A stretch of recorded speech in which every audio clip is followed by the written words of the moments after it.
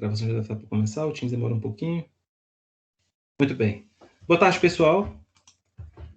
Para quem não me conhece ainda, eu sou o professor Edson, da Faculdade UNB Gama, e queria começar já agradecendo a participação de vocês todos.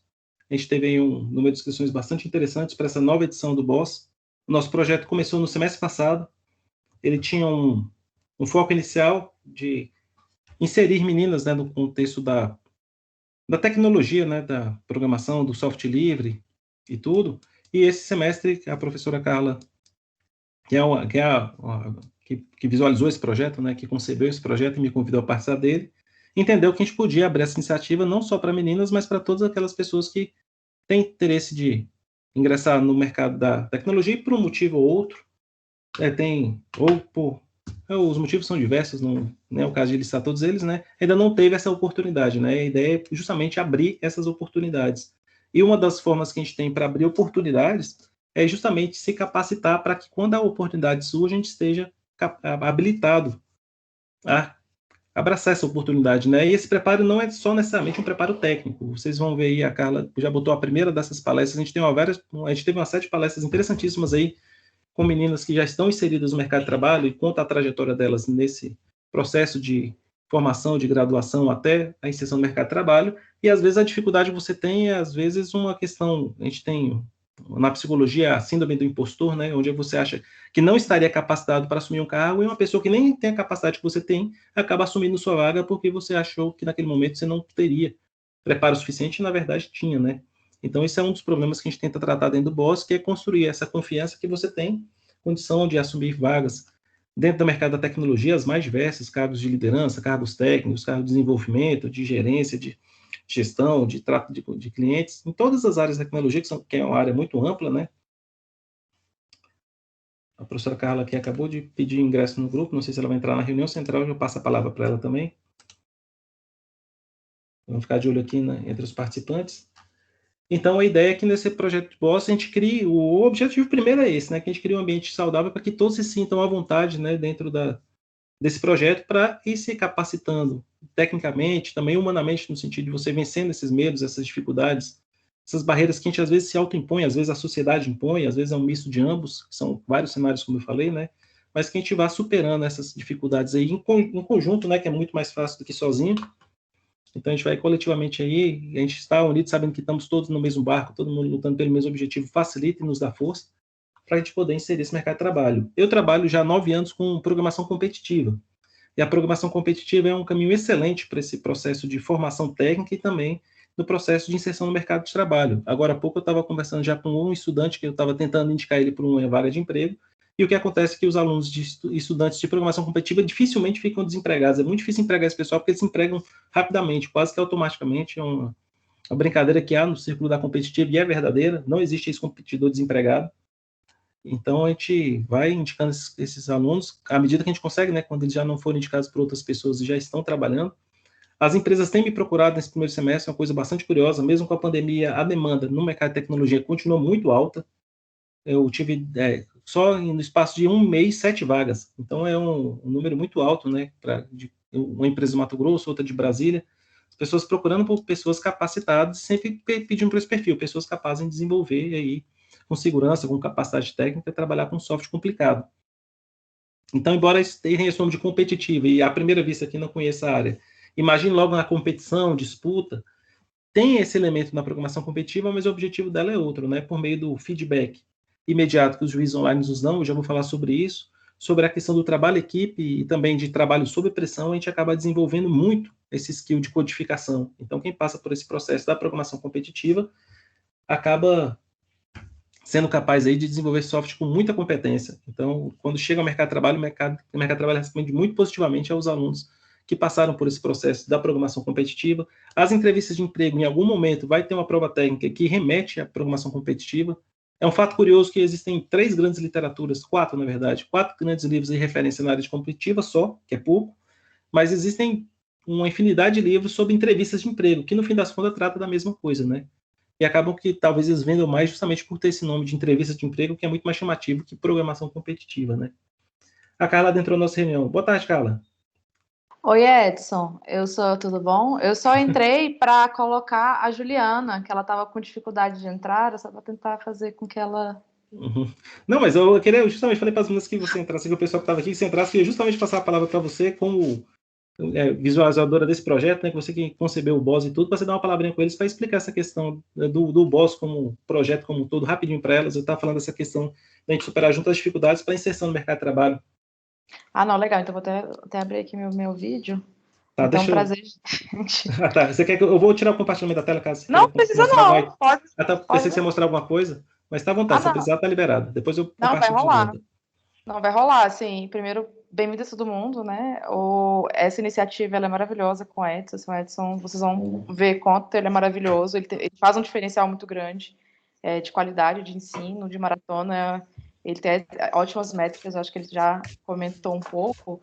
Eu vou falar rapidinho para não estender muita aula assim, sobre o BOS. Então, eu sou a Carla, eu sou, junto com o professor Edson, professor da Universidade de Brasília, e algo que a gente tem visto, tanto o Edson lá na maratona, quanto eu em desenvolvimento de software livre, a baixa quantidade de pessoas de grupos minoritários participando dessas frentes.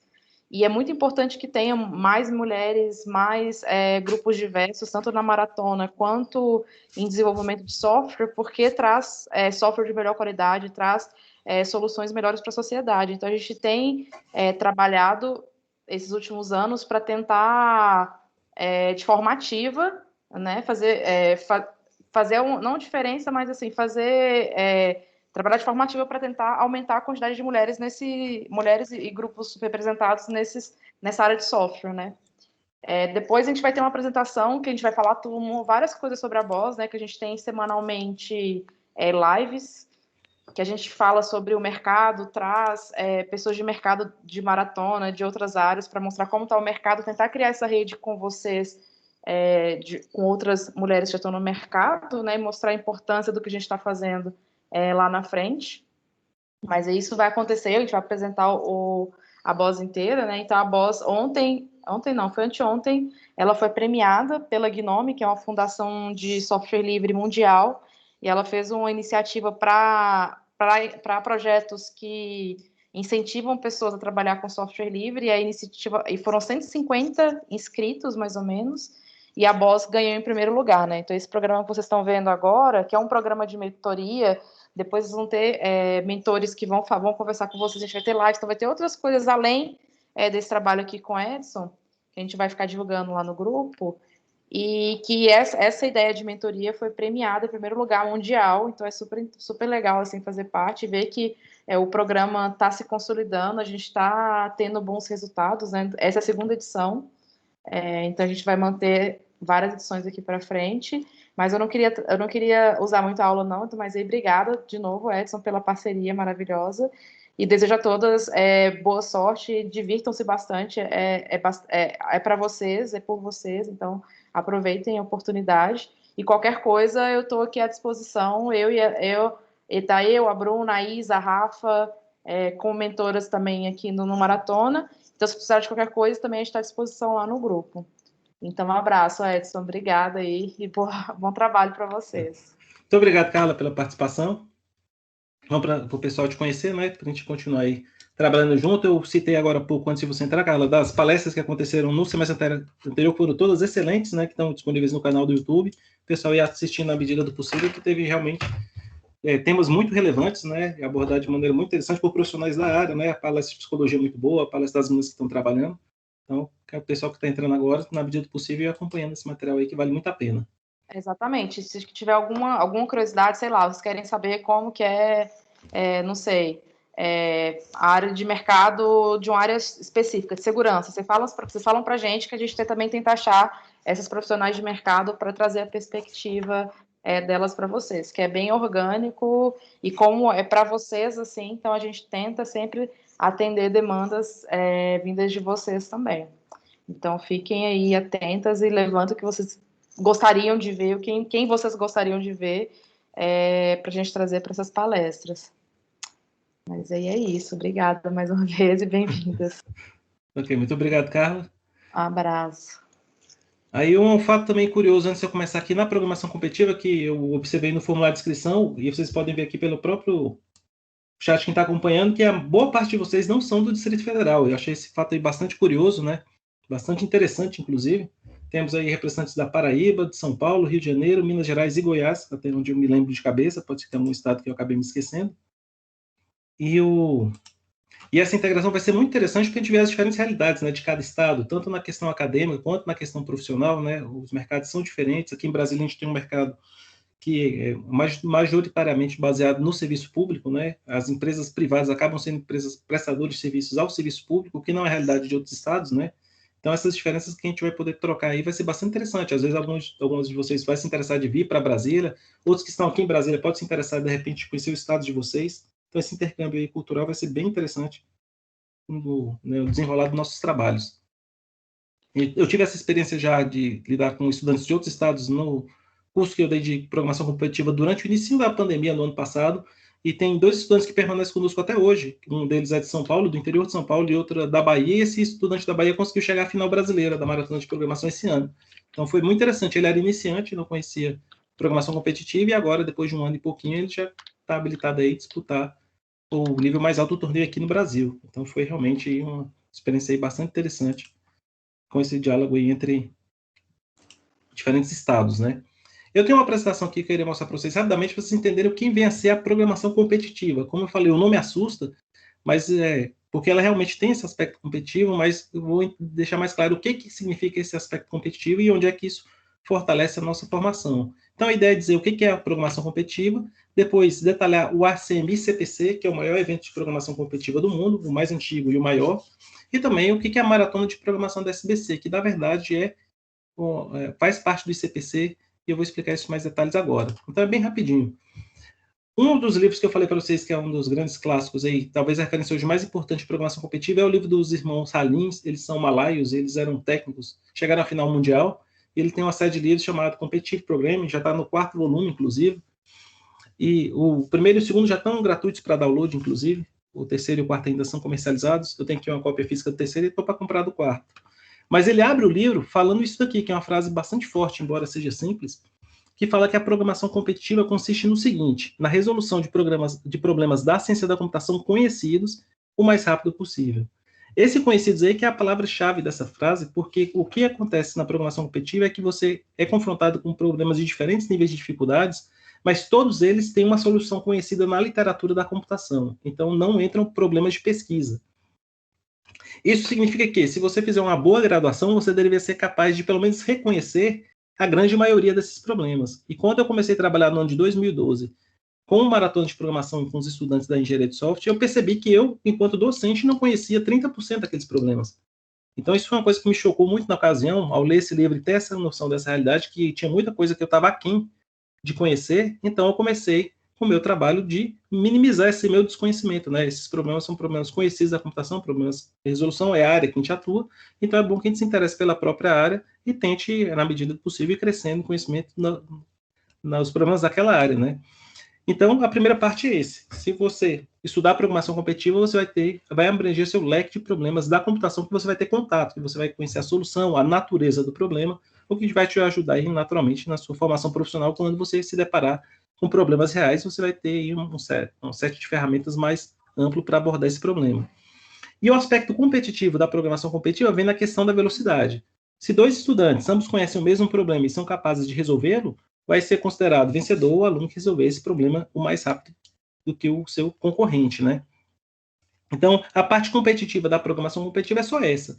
A questão é que existe um formato de competição, onde aqui tem vencedor e perdedor, mas o objetivo primeiro é ampliar o seu leque de conhecimentos. Então, quando a gente fala nos diferentes contextos de programação competitiva, dentre os objetivos que a gente sempre destaca é esse. Primeiro, que você vai produzir um profissional muito capacitado para fazer software de altíssima qualidade. Isso é um subproduto natural da maratona, pela natureza que ela funciona, eu já vou explicar isso com mais calma. Então, as pessoas que passam pela competitiva escrevem softwares que quebram menos, que rodam melhor, rodam mais rápido, são menos propensos às falhas, com a manutenção mais fácil de ser feita, porque ele conhece todas essas nuances que podem levar a problemas em software e, naturalmente, as evita.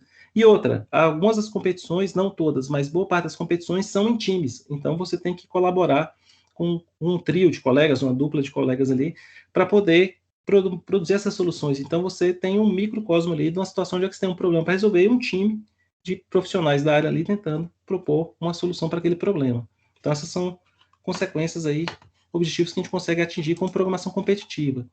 Em 2018, esse rapaz aqui, eu não atrevo a dizer o nome dele, eu acho que ele é finlandês, se eu não me engano, ele é dos países nórdicos lá. Ele lançou um livro também de programação competitiva, tanto a versão física quanto o PDF, que é gratuito, PDF inclusive, tem uma diferença entre ambos, mas o PDF é gratuito. Eu já vou passar a palavra para você, Rafaela, só finalizar com essa questão dos elementos fundamentais. E ele entra na questão da competitiva num aspecto diferente dos irmãos Halim. Ele fala que a competição competitiva combina dois tópicos. Primeiro é o desenho de algoritmo, né, o design de algoritmo, e segundo, a implementação. Isso é muito interessante porque às vezes a pessoa tem um bom skill em um dos dois, mas não em ambos. Então é interessante que uma coisa é você projetar um algoritmo, você entender uma situação, um problema, conseguir extrair as principais características delas, os seus requisitos, as suas limitações, suas particularidades, e visualizar um conjunto de algoritmos ou um algoritmo em particular que resolveria a situação, o problema. Só que, às vezes, mesmo você tendo essa visualização e visualizando uma solução que seria factível para aquele problema, às vezes você tem dificuldade em concretizar esse algoritmo na forma da implementação em uma linguagem de programação em particular. Já tem gente que implementa muito bem, uma vez que ele sabe o que é para ser implementado, de posse de uma especificação clara do que deve ser feito, ele implementa muito bem, mas quando ele está confrontado com um problema, ele não consegue enxergar essa situação como um todo e visualizar uma solução macro ali, em termos de combinação de técnicas para resolver o problema. Então, na programação competitiva, você vai ser confrontado com ambos. Você vai receber um problema, você vai ter que extrair desse problema um algoritmo, uma solução para aquele problema, e depois você vai ter que concretizar uma solução, uma implementação correta desse algoritmo. Então, você vai trabalhar esses dois aspectos aí o tempo todo. Isso porque, eu já adianto, eu vou falar com isso mais calma, quando você propõe um código numa competição de programação, o seu código vai estar ou certo ou errado, a correção é binária. Você vai ser confrontado, o seu programa, com uma suíte de testes secretas, com essa suíte de testes pode ter 100, 200, 1000 casos de teste, e se você falhar em um que seja, você já recebe um errado. O seu código só está errado se ele passar por todos os casos de teste, e essas suíte de testes são muito bem elaboradas, as pessoas que elaboram o problema tenham cuidado de pegar todos os corner cases, todas as situações mais problemáticas ali daquele problema, daquelas possíveis entradas, e você tem que fazer com a solução que seja compatível com todos esses casos, né? Então você começa a ficar bastante cuidadoso nas suas implementações, porque se você deixar passar alguma nuance, a sua solução não vai ser considerada aceita. Então, são dois pontos de vista distintos, mas complementares sobre a programação competitiva. Deixa eu passar a palavra para a Rafaela, que estava com a mão levantada, antes de eu continuar aqui com a questão da programação competitiva. Boa tarde, Rafaela. Você estava com a mão levantada? Boa tarde, Edson. Não, eu só queria avisar que o senhor não está compartilhando a tela. Bom, mas eu tinha estado de brincadeira comigo, eu tinha compartilhado, aí eu vou cancelar e vou botar aqui de novo. Obrigado, Rafaela. Nada. O Teams, de um tempo para cá, ele tem piorado, né? No semestre passado ele funcionava até bem, agora o meu áudio quebra toda hora, eu compartilho a tela e não aparece. Eu só avancei esses dois slides aqui, ó, pessoal. Deixa eu voltar para o anterior, que é dos irmãos Halim. E esse agora do Dante Larkson, acho que é isso o nome dele. Uma hora eu vou procurar alguém pronunciando o nome dele para aprender a pronúncia. Esses slides estão no seu GitHub, né? Então, exatamente. Eu vou botar o link aqui para o GitHub para vocês, que todo o material de programação competitiva que eu desenvolvo fica em um único repositório. O nome dele é TEP porque é o nome da nossa disciplina no Gama, Tópicos Especiais em Programação. Mas tudo que tem nesse repositório está relacionado à programação em geral, mas mais em particular em programação competitiva. Tá bem? Vocês conseguem visualizar agora? A Gabriela tinha me avisado no chat também, eu não tinha visto. Obrigado pelo aviso, Gabriela. Então, muito bem. Eu vou depois entrar em mais dados sobre a mecânica dos eventos de competição, mas primeiro eu queria dar um histórico do ACM-CPC. A ACM é a Associação Mundial de Computação, e ela foi fundada em 47, uma associação bastante antiga, lá desde os primórdios aí da computação, e continua sendo, já era e continua sendo a maior sociedade do mundo de respeito a profissionais da computação. Ele agrega profissionais que são não ligados à pesquisa e ao ensino de computação. E o ICPC é uma sigla para o evento, que é o evento internacional, que é um desafio de programação, um contexto de programação para estudantes de graduação. Então, ele hoje já passou desse número, esse número aí está desatualizado, todo ano tem que atualizar esse slide, eu não atualizei ainda para 2021, mas hoje, com certeza, esses números são maiores, mas mesmo assim ainda são impressionantes. São mais de 3 mil universidades mundo afora que participam em mais de 103 países. Então é muita gente, muita instituição participando do ICPC. O ICPC começou numa iniciativa pequena, lá no Texas, lá nos anos 70. Então eram competições locais na Universidade do Texas, isso foi ganhando proporção, e entre 77 e 89, praticamente eram universidades ou americanas ou canadenses. Então, ficou restrita ali à América do Norte essas iniciativas todas. No ano de 97, teve um impulso muito grande, porque teve, acho que a entrada da IBM foi em 96 para 97, o evento tomou uma proporção mundial, e de lá para cá ele só tem crescido. As curvas que o pessoal apresenta para a gente a cada ano é realmente exponencial. É impressionante como a cada ano o número de participantes, de países, de escolas só tende a aumentar. Como é que funciona esse CPC? Você vai formar membros, uma equipe com 3 membros, são 3 competidores, são 3 estudantes da graduação. Você pode eventualmente vir a ter um membro reserva, que é opcional, você não precisa ter o reserva, e o técnico, que é um professor ou um responsável daquela instituição. Foi assim que eu conheci o ICPC, um estudante viu a inscrição aberta, me convidou para ser o técnico da equipe, e desde então, 2012 para cá, eu tenho sido o técnico das equipes da faculdade UNB Gama. No ano de 2020, que era o ano passado, você tinha essas 4 regras de elegibilidade. Cada ano que passa, são essas mesmas 4 regras, só que os anos aparecem ali, eles incrementam, né? Então, você só pode ter participado no máximo de uma final mundial, para você participar do ICPC. A gente vai ter o ICPC esse ano de novo, 2021. Então, as regras serão essas.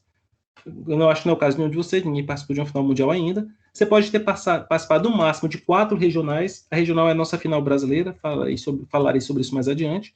Agora, a parte interessante para vocês. Para você ter participado, você tem que começar seus estudos universitários no ano de 2017. Nesse ano de 2021, eles vão atualizar aquele 2016 para 2017.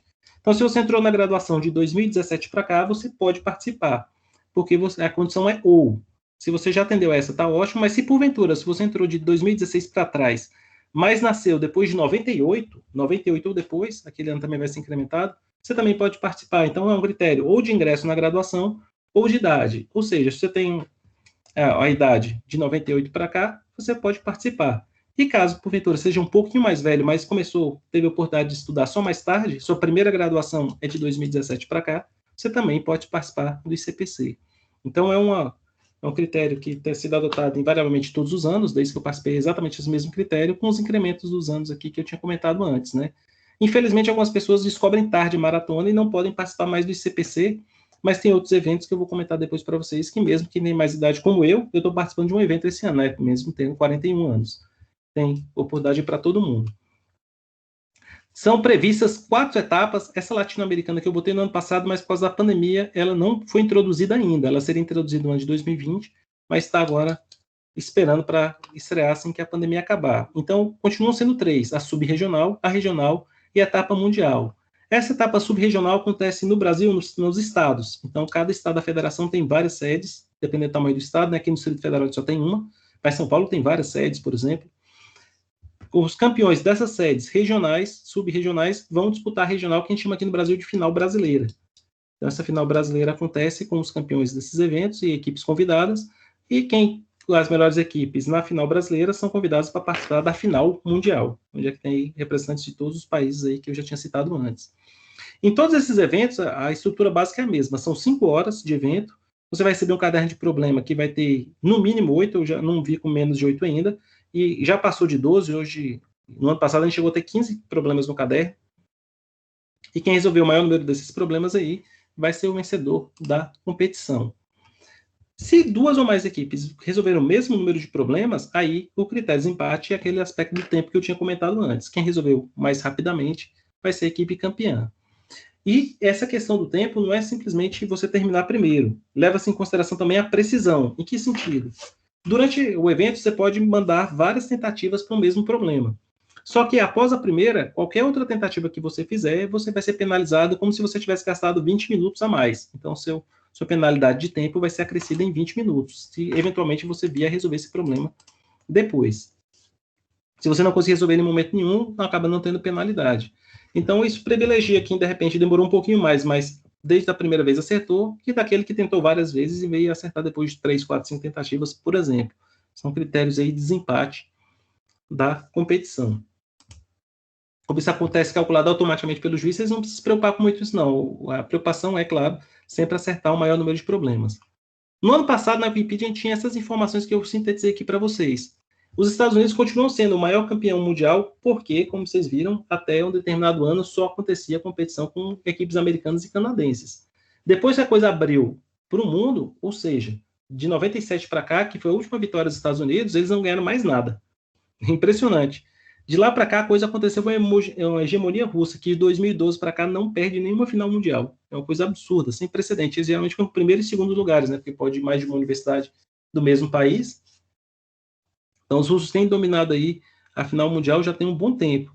E vocês veem que é um grupo muito seleto, o grupo dos finalistas mundiais e também dos campeões, porque fora a Rússia e Estados Unidos, só tem esses países que ganharam mais de uma vez. A China, que conseguiu 4 vitórias, a Polônia e o Canadá, que venceu 2 vezes cada um desses países. Além deles, com uma vitória apenas, a Alemanha, a Nova Zelândia, a Austrália e a República Tcheca.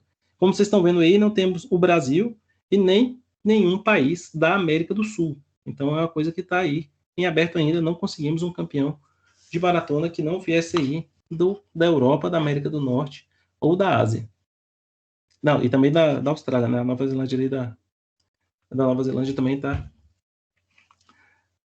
aí contemplada entre os campeões. Mas você veja que é um grupo muito seleto de países, né? Para 100 e tantos participantes, são muito poucos aqueles que conseguiram lograr uma vitória mundial. A maratona de programação da SBC, na verdade, é o ICPC aqui no Brasil, renomeado para a nossa realidade. Então, aqui no Brasil, o ICPC se chama Maratona de Programação. Aqui no Brasil, começou a ter etapas do ICPC em 96, com a primeira maratona de programação da SBC. Esse nome é retroativo, na época ele tinha outro nome, bem estranho, eu até me esqueci, eu olhei recentemente. E o Brasil vem participando de 96 para cá ininterruptamente. A gente vai ter esse ano, acho que é a 26ª edição, ou a 27ª edição. A 26ª edição esse ano. E até agora, a gente conseguiu, num evento como um todo, a melhor participação do Brasil foi um 13º lugar que o pessoal do IME da USP conseguiu em 2005. Chegamos à 13ª posição, foi o mais próximo que a gente conseguiu. As medalhas são distribuídas até o 10º lugar. Então, a gente não tem uma medalha na final mundial ainda, infelizmente. No ano de 2019, quem ganhou foi a USP, quem ganhou a final brasileira.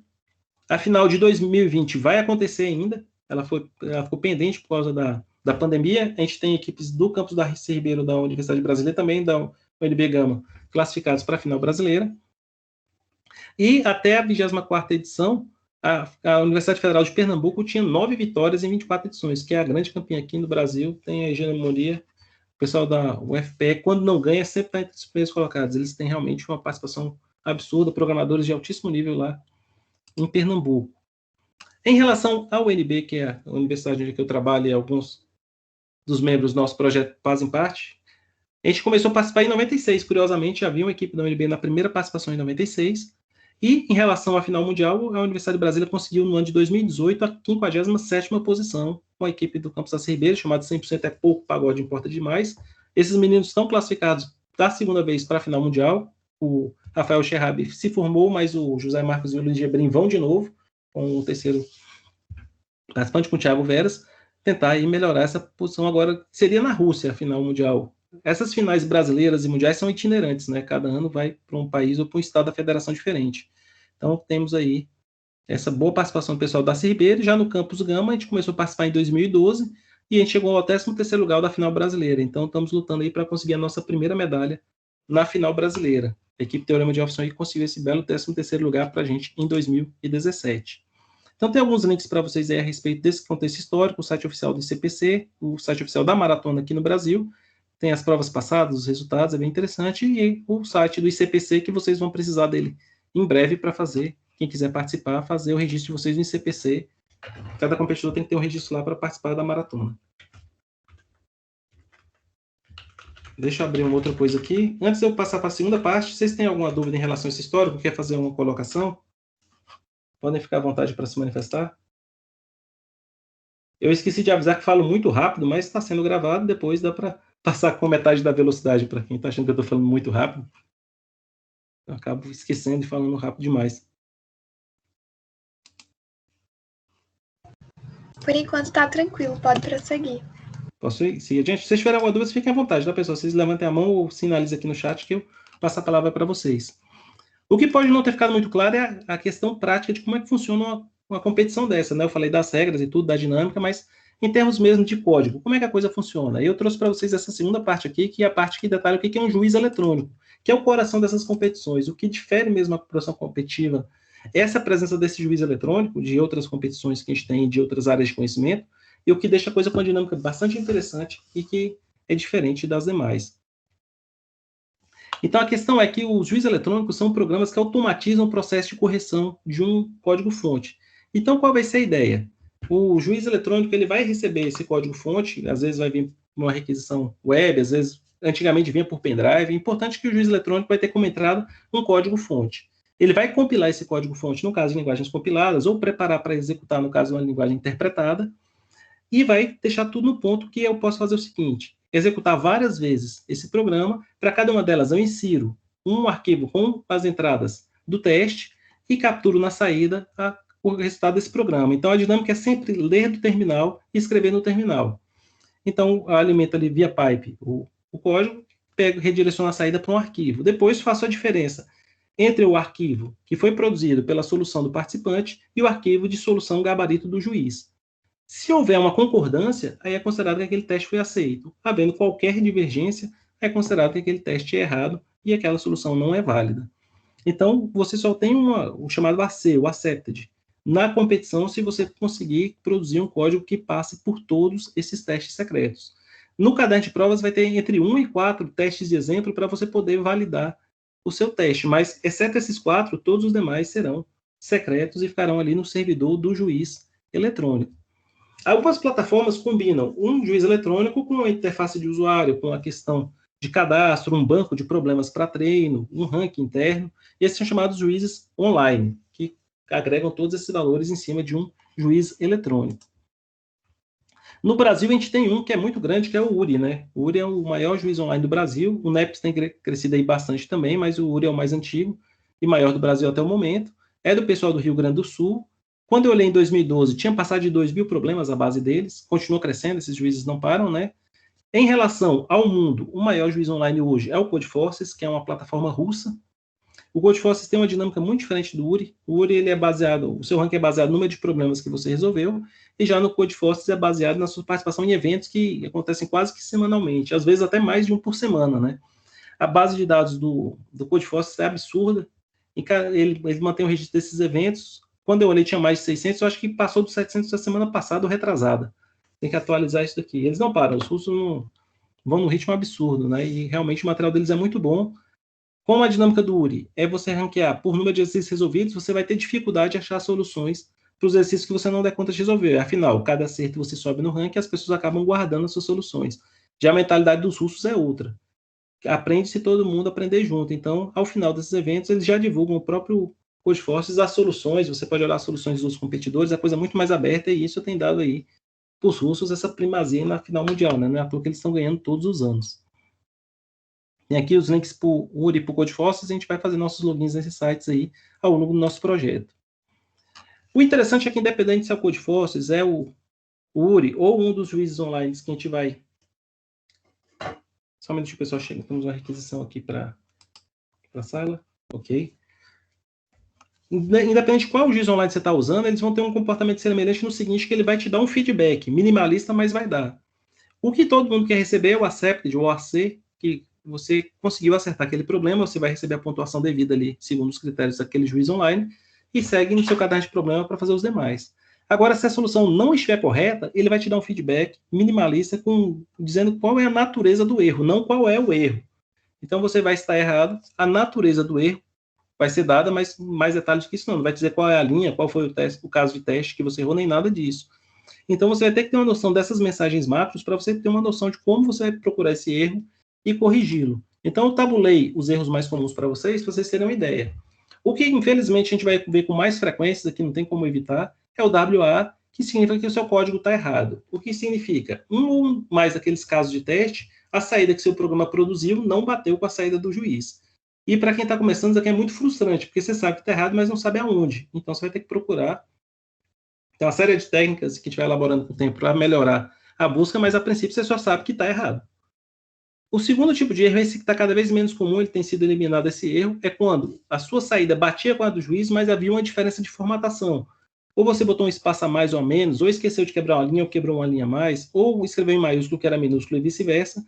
Então, o erro é chamado erro de apresentação. Então, você sabe que o erro não é no algoritmo, é na escrita da saída. Mas, como eu falei, tem se minimizado a incidência de erro de apresentação, mas ainda assim, você pode eventualmente achar esse erro aí. Esse daqui é bem interessante, que é o erro de compilação. significa que o seu código não chegou a compilar. Ou, no caso, se bem que o caso da linguagem interpretada tem outro erro aqui. Esse é para as linguagens compiladas. Esse é um erro que não dá para tomar com muita frequência, porque você pode compilar localmente seu código antes de mandar para o juiz online.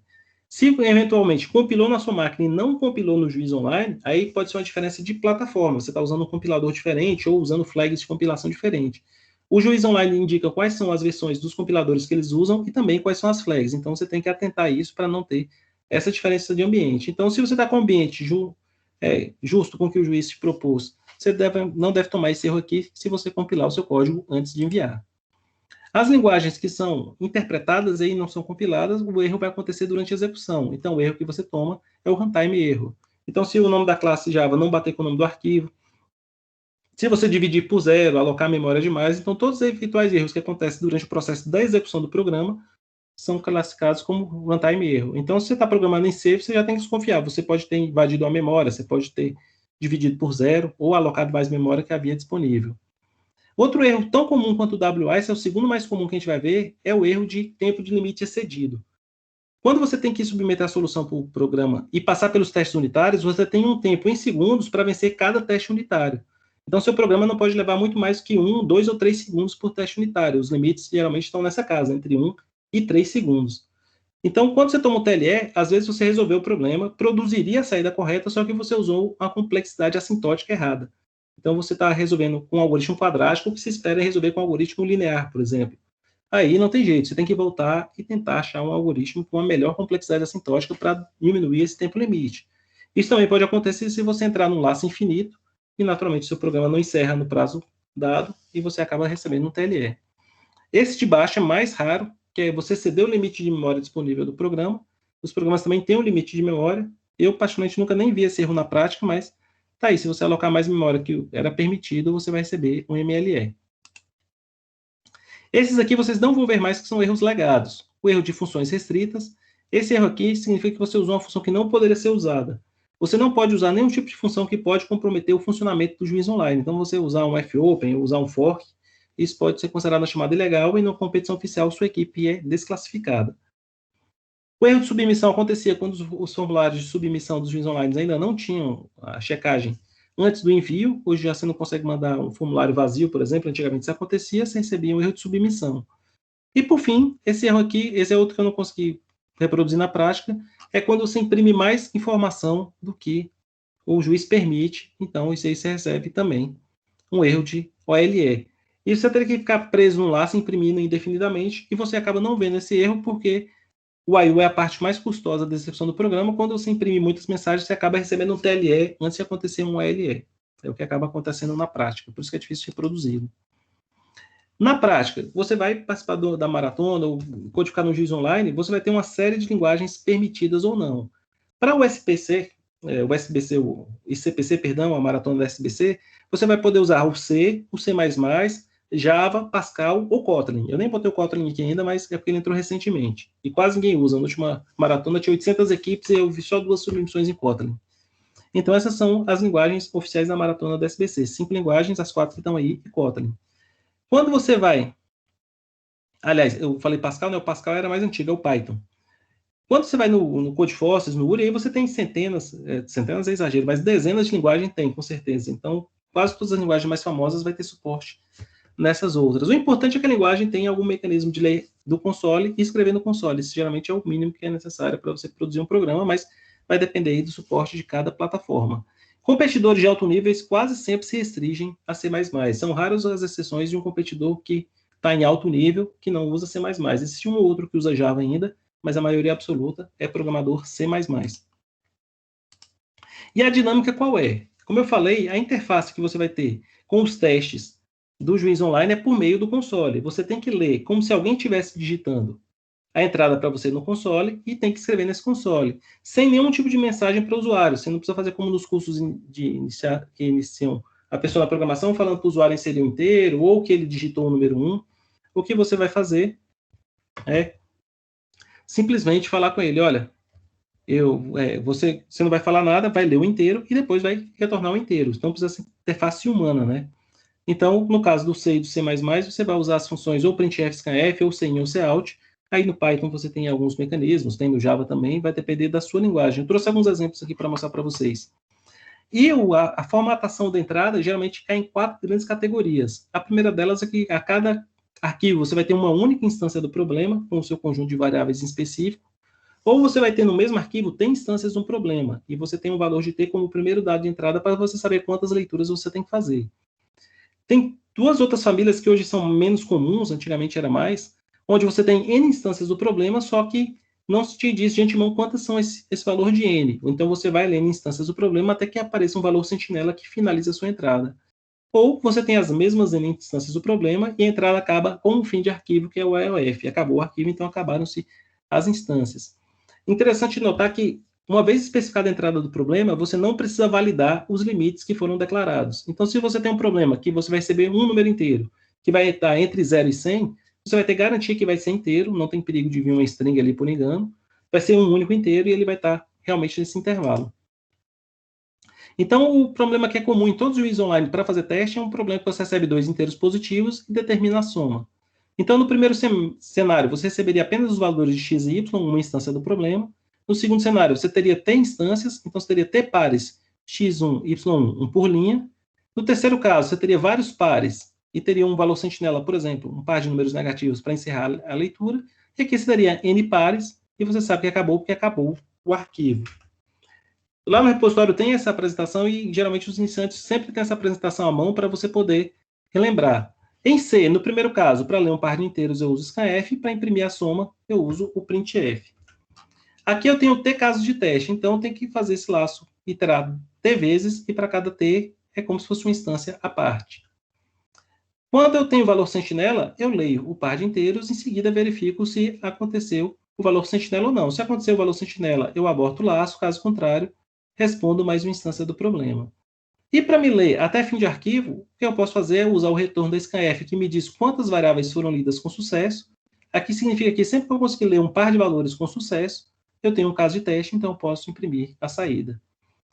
Os próximos 4 códigos fazem a mesma coisa, só que em C++, substituindo o scanf por cin e o printf por cout. Então, no primeiro caso, uma instância, um laço com t instâncias, lendo instâncias enquanto o par é diferente de -1, -1. E, no caso C++, como é o fim de arquivo é o critério, eu não preciso usar aquele 2 no cout. Se o sem chegar ao fim de arquivo, ele vai retornar falso nesse processo aqui e não vai ler uma nova instância. Caso você goste de usar o Java, você pode usar, por exemplo, a classe scanner, se a entrada não for muito grande, é um jeito fácil de ler. O scanner abstrai o stdin e você pode extrair o próximo inteiro aqui 2 vezes para pegar os valores de x e y. Aqui, no caso, você lê o t primeiro, faz um for de 1 a t, de 0 a t, -1 para rodar t vezes. E aqui, enquanto não for o valor sentinela, você vai respondendo instâncias. E o scanner tem um método resnext que te diz se ainda tem alguma coisa a ser lida ou não, se você chegou ou não ao fim de arquivo. Por fim, em Python, você pode usar no Python 3 o input para capturar a sua entrada. E aqui você usa uma compressão de listas aqui para você poder extrair os valores XY, transformando inteiro cada um dos tokens que vieram na entrada. Aqui você tem, primeiro, a leitura da primeira linha da entrada como inteiro, input lê uma linha por vez, e para cada um desses inteiros você lê uma nova linha e repete aquele processo que eu fiz antes. Aqui eu tenho um laço infinito que vai ser quebrado apenas quando o x e y estiverem nos valores -1 e -1. E aqui eu quero ler até fim de arquivo, então eu vou ter que botar isso tudo dentro do try-catch, e quando eu tiver um erro de fim de arquivo, aí eu encerro o laço. Tá certo? Para finalizar, o que é interessante é que quando a gente começa a fazer os códigos competitivos, a gente tem o hábito de digitar os exemplos na mão, o que é muito ruim, que você perde tempo e eventualmente você pode digitar errado, aí você recebe uma saída errada e fica achando que é seu programa que está errado, sendo que, na verdade, foi sua digitação que deu errado. Então, a prática que a gente tem é o seguinte: copia o seu exemplo no arquivo, que eu estou chamando de in.txt, e quando você copiar a saída que é dada como exemplo, você copia no out.txt. Então, uma vez que você compilou em C++ o seu programa e chama a.out, você executa ele, redireciona o arquivo de entrada para ele, e a saída produzida para o seu programa vai para esse arquivo aqui, ó, resposta.txt. No Java, você executa a classe depois de compilada com Java, redireciona a entrada e escreve a saída lá também. Se for no Python, você chama o Python para interpretar o arquivo de solução e faz o mesmo processo de redirecionamento.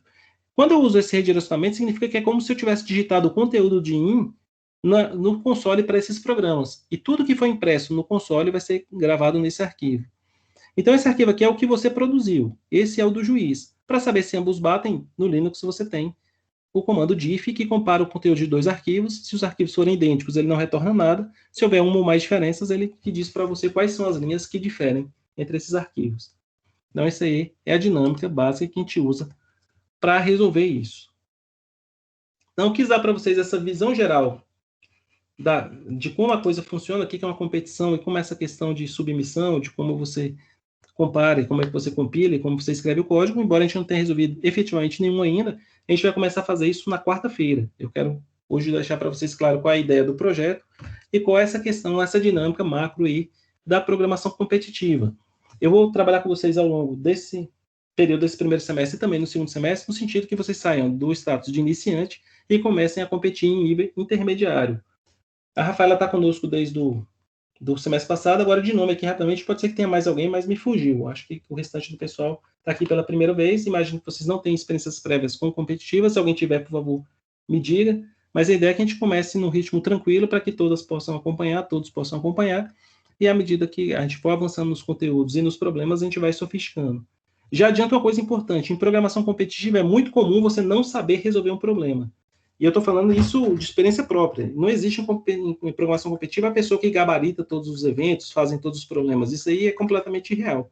Então, é muito normal que você não consiga resolver eventualmente um problema. Então, se vocês se depararem com um problema que vocês não sabem resolver ainda, fiquem tranquilos. Esse é o processo da programação competitiva. A gente está sempre correndo atrás de mais conhecimento. Então, é muito normal que eu proponha para vocês, nos eventos de sexta-feira, 5 problemas e você consiga fazer um. Isso é normalíssimo, mas muito normal mesmo.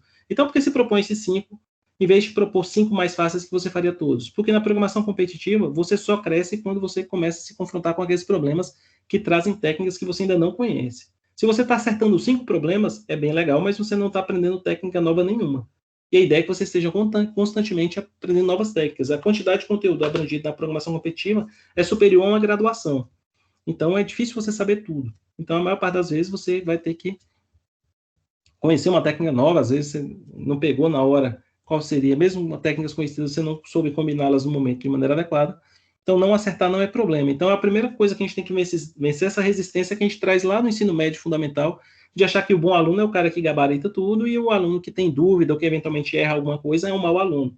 Isso não pode estar mais errado, nem lá e aqui mais ainda, né? Na verdade, o erro é excelente professor e a dúvida é sinal que você está compreendendo alguma coisa. Então, tenham dúvidas, errem, isso é normal. Eu vou mostrar para vocês depois o meu perfil nas plataformas de competição, vocês vão ver que eu tenho um monte de WA, eu de vez em quando, agora na aula de agora há pouco mesmo, eu me confundi na solução do problema, coisa normalíssima. Quanto a isso, vocês fiquem tranquilos. A ideia é que a gente tem que estar sempre crescendo, aprendendo técnicas novas e, principalmente, se errou e não conseguiu fazer o problema, por quê? Se você entendeu por que você não foi capaz de resolver aquele problema, foi porque você usou uma técnica inadequada? Foi no momento de escrever o código? Foi na leitura da entrada? Foi na escrita da saída? À medida que você vai entendendo por que essas coisas vão acontecendo, aí você vai crescendo e vai acontecer aquele efeito que eu falei para vocês. Para finalizar, os alunos que passaram nesse processo, eu falei para vocês que são alunos bem aceitos no mercado. Não só isso. Muitos alunos passaram por esse processo. Eu vi alunos que programavam como qualquer aluno de graduação, nada em especial, e que hoje são praticamente super programadores, né? Pessoas que programam muito melhor do que eu, mas disparadamente melhor do que eu, né? Pessoas que programam aí, como eu falei para vocês, colegas que estão em nível internacional já, disputando a etapa final da competição, alunos que estão indo bem em outros eventos, né? Que estão indo muito bem na sua característica profissional, e que todos eles passaram por esse momento que vocês estão agora. Em algum momento, conheceram a programação competitiva, começaram em problemas simples, em juízes online, tendo uma certa dificuldade, mas à medida que foi passando o tempo, com estudo, com esforço e com prática, eles chegaram ao nível de excelência que tem hoje. Então, tudo começa de um princípio, e o princípio é esse mesmo. Eu quero só que vocês fiquem tranquilos. Tem gente que, infelizmente, começa a desistir na primeira ou no segundo encontro, porque fala, nossa, esses problemas são tão difíceis, não vou dar conta de fazer, e aborta. E é uma pena, porque se tivesse insistido um pouco mais, teria entendido como a coisa toda funciona, daria aquele clique que uma hora dá, e a partir daquele momento você seria aí um programador muito mais capaz, ou uma programadora muito mais capaz que era até um determinado momento.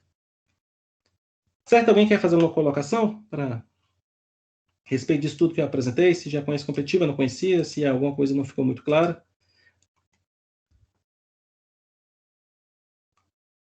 A gente vai ter encontros nas quartas e na sexta, sempre esse horário de 16 horas. O encontro da quarta-feira, eu vou apresentar para vocês aspectos teóricos e práticos aí da questão da competitiva. A gente vai pegar um determinado tópico ou um determinado problema, discutir aí a questão técnica do nosso curso. Na sexta-feira, eu vou propor para vocês o que a gente chama de contest. Vocês vão logo acostumar com essa terminologia de contest. Contest é como a gente chama, um pequeno evento de programação competitiva. Então, vai ser um evento de 1 hora e 30 minutos. A gente vai começar às 16 horas em ponto. Eu vou propor numa plataforma chamada VJudge, eu vou explicar na quarta-feira. Vocês vão fazer o login lá.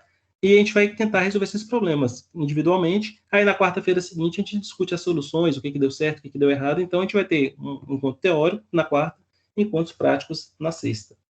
Deixa eu passar a palavra para a Mariana aqui, e depois eu passo para a Mara. Boa tarde, Mariana, como está? Oi, boa tarde, é Marina meu nome, tudo bem? Oh, perdão, eu tô ficando velho mesmo. Marina, eu li aqui... Não, imagina, tá eu que li errado mesmo. Imagina, eu só queria perguntar, eu cheguei atrasada, queria saber, eu vi que está gravando a reunião, queria saber se ela vai ser disponibilizada em algum local para eu poder ver o comecinho de novo. Vai sim, Marina. O Teams, quando eu boto aqui para gravar, assim que a gente finalizar essa reunião, ele vai deixar um link para o download do vídeo no próprio grupo do Boss, na chamada tá. dessa reunião. Só Beleza. que, infelizmente, o nosso contrato aqui com a universidade, esse link só fica disponível 21 dias. Então, durante 21 dias após o nosso encontro, ele fica disponível lá, é automático. Assim que terminar, vai estar lá. Beleza, muito obrigado, viu? Eu que agradeço. Perdão pelo erro no nome. Imagina. E agora vamos passar a palavra para a Mara. Boa tarde, Mara. Como está? Boa tarde. Muito animada para começar essa competição aí e aprender muito. Excelente. Uma dúvida em relação à linguagem de programação. A gente vai poder escolher, você falou que utiliza-se muito C++, né? Mas a gente vai poder fazer o que mais a gente se sinta confortável? Como que vai ser? Pode sim. Mara, a plataforma que eu vou usar com vocês, que é o VJudge, ele tem suporte para o C, para o C++, para o Python, para o Java. E tem mais uma que eu me esqueci agora. Mas essas 4 estão suportadas lá. Então, a princípio, você pode usar qualquer uma delas. Eu imagino que você deve ter aprendido a programar ou em Java ou em C, né? Que são as mais comuns hoje. O que eu te recomendo a longo prazo é, principalmente se você vem com um background de C, é ir se familiarizando com C++ por 2 motivos. O primeiro deles é porque a vasta maioria do material de programação competitiva, que não é para iniciante, de nível intermediário em diante, é todo escrito com exemplos em C++. Então, mesmo que você não programe em C++, é interessante conseguir ler código C++ para você conseguir acompanhar o material de referência. E, em segundo lugar, é porque, em relação ao C, a API padrão do C++ é muito mais rica. Ela tem uma série de estruturas de dados, de algoritmos já pré-implementados, e durante as competições, você só pode usar as bibliotecas que fazem parte da biblioteca padrão da linguagem. Então, se você pega a linguagem C, que não tem, por exemplo, suporte para implementação direta de uma fila, de uma pilha, de uma árvore binária, aí você, durante a competição, você perderia muito tempo implementando essa estrutura, e um programador em C ia declarar automaticamente essa estrutura em uma linha. Então, quem está em C, migrar para o C++ é quase mandatório. Java e Python são linguagens igualmente ricas em API, então dá para ficar com elas mais tempo. Mas o C é quase que natural que você migre para o C++. Até porque, como o compilador C++ compila código C, você pode fazer... A primeira alteração é só trocar o seu compilador, para ele passar a ter suporte para o C++. E à medida que nos nossos encontros eu vou citando para vocês características do C++, você vai incorporando o seu código organicamente, uma característica por vez. Tá certo? Qual é a sua linguagem hoje, Mara, sua favorita? Mas eu fico mais confortável com Java. Com Java? Não, então não tem problema. Dá para levar o Java bem mais adiante, porque a API do Java é gigante, né? Tem tudo isso que eu estou comentando aqui. Eu não tenho tanta expertise, tem muito tempo que eu não programo em Java, mas nesse sentido que eu estou falando da API, dá para levar mais longe. A dificuldade é que quando o material ficar mais avançado, você vai encontrar menos referências em Java. Tá bem? Obrigada. Mas pode começar tranquilamente em Java, que não tem problema. Você me lembra na quarta-feira de te passar a questão de como é feita uma submissão em Java para você não ter problema com os juízes online, que tem que ter uma certa... Né, cada juiz normatiza como uma classe tem que ser denominada, senão ele não aceita seu código. Tá bem? Muito bem. Mais alguém gostaria de colocar alguma coisa, fazer uma pergunta? Professor? Oi, pode falar, Rafaela. Boa tarde. Boa tarde. Por exemplo, para ir para o ICPC, eu tenho que fazer um time das pessoas da minha universidade ou pode ser de outras? Não, essa é uma restrição que eu acabei não falando, Rafaela. No ICPC, ele considera as instituições de ensino como escolas, né? Esse termo escola é para separar de universidade, que algumas universidades têm vários campos, né, em cidades diferentes, então cada um desses campos é considerado uma escola. E os alunos têm que ser todos na mesma escola. tá bem? Então, aqui no Distrito Federal, a gente tem essa questão. O campus do Gama fica geograficamente a 40 e poucos quilômetros do campus da Serra Ribeiro, que fica no plano piloto. Então, os alunos do Gama têm que fazer equipe entre si e os alunos do da Serra Ribeiro entre si. Tá certo? Então, você tem que conseguir mais 2 colegas aí da sua universidade. Você estuda onde, Rafael? No Gama mesmo. Ah, você estuda no Gama? Você é uma das poucas do Gama que está aqui conosco, né? A maior parte do pessoal é de outros estados. Então, tem que ser alunos da FGA. Entendi. Tá bem? Obrigada. De nada, Rafaela. Eu pensei que a outra Rafaela estava aqui, que não está mais. E temos uma Rafaela que está conosco no grupo, que é uma das mentoras, né? A gente tem algumas mentoras que estão aqui no nosso grupo do Boss. Elas não estão aqui agora na nossa chamada ao vivo, mas se vocês usarem tanto o grupo no Telegram quanto aqui no Teams, vocês vão ter suporte das nossas mentoras, tá? São pessoas que já estudaram programação competitiva, que algumas já estão formadas, inclusive, né? Então, está aí à disposição para auxiliá-las também no que for preciso. Muito bem, temos uma participação muito boa, são comigo aqui 11 participantes hoje, né? Temos mais, inclusive, pode ser que algumas pessoas tiveram dificuldade para entrar hoje, né, por causa do link e tudo, do envio aqui do Teams, mas a gente vai arrumando isso à medida que passar o tempo. Certo? Completou já, deixa eu olhar aqui, eu não sei porque a chamada do Teams está marcando 1h40, a gente não está começando 1h40, o Teams, como sempre, maluco, né? Mas deu agora às 17 horas, eu tinha combinado com vocês essa primeira reunião de 1 hora, eu vou tentar os horários, justamente cada um tem seus compromissos, né, para não atrapalhar a vida de ninguém. Então, a gente volta na quarta-feira, às 16 horas, para o nosso primeiro encontro técnico, onde é que eu vou passar o primeiro problema, que a gente vai fazer os logins em algumas plataformas. Eu vou mostrar para vocês a submissão, tanto em C, quanto em C++, quanto em Java, quanto em Python, para a gente abraçar aí todas as 4 principais linguagens, para a gente ficar pronto para participar dos eventos de sexta-feira, tá bem? À medida que a gente for conversando, são muitos materiais, muitas referências, para a gente não sobrecarregar, vou passar para vocês à medida que a gente for discutindo na semana a semana, para não dar essa sensação que é coisa demais, tá bem? Se eu estiver indo muito rápido ou muito lento, vocês me avisam, porque é difícil calibrar a dificuldade num curso desse, porque tem gente que está bem no início do curso, tem gente que está mais avançada, às vezes está achando muito fácil, está desmotivado, ou tem gente que está muito no começo e está achando que está muito puxado. Então, vocês vão me avisando que, na medida do possível, eu quero que todos tenham alguma coisa para aprender, alguma coisa por fazer. A gente tem algumas metas para atingir até o fim do nosso treino desse primeiro semestre ainda. No semestre passado a gente tinha essa meta foi atingida, eu tenho, mas eu mostro para vocês qual é, para vocês entenderem com mais calma mais adiante, tá bem? Alguém quer falar mais alguma coisa? Senão a gente pode finalizar por hoje. Alguém tem mais alguma dúvida, alguma colocação? A última observação que ele... Pode falar. Oi, Maria, como pode vai falar. funcionar a parte da mentoria com as meninas? A gente vai falar sempre pelo Telegram ou vai ter reunião também para isso? O que acontece, Maria? A princípio, o canal de comunicação é essa, né? Você pode solicitar aí as nossas mentoras, uma conversa, um apoio via aquele grupo e, eventualmente, o projeto vai tendo alguns eventos que as mentoras propõem, né, para vocês e elas comunicam lá no grupo mesmo, né? Dentre os eventos, os mais comuns no semestre passado foram essas palestras, né? As mentoras vão conversando aí com os profissionais da área, com as outras pessoas e vai propondo essas palestras e divulgam aí para vocês de antemão, né? Mas em relação ao diálogo, ao apoio, seja técnico, seja por meio de conversa, aí você pode solicitar lá no nosso grupo diretamente, tá bem? Certo, obrigada. A maior parte das vezes, nas nossas reuniões, ficam só eu aqui mesmo, né? De vez em quando uma ou outra aparece, mas quando a gente tem listas de exercícios ou problemas, o pessoal discute lá no grupo mesmo do Telegram. Tá bem? Ok, muito obrigada. De nada. E uma coisa que eu esqueci de falar, como a gente vai começar efetivamente nossas atividades na quarta-feira, caso vocês conheçam algum colega, alguma amiga, alguém que queira participar ainda, não sabia do projeto e queira se inscrever ainda, vocês podem falar para fazer essa inscrição até a quarta-feira, tá bem? Para eu poder mandar o convite em tempo ainda. Depois que a gente começar a andar o projeto, a gente vai deixar para fazer inscrições novas só no segundo semestre. Então, porventura, se vocês conhecerem alguém que você acha que pode se interessar em participar, vocês avisem agora até a quarta-feira, tá bem? Então é isso, pessoal. Muito obrigado pela presença de vocês.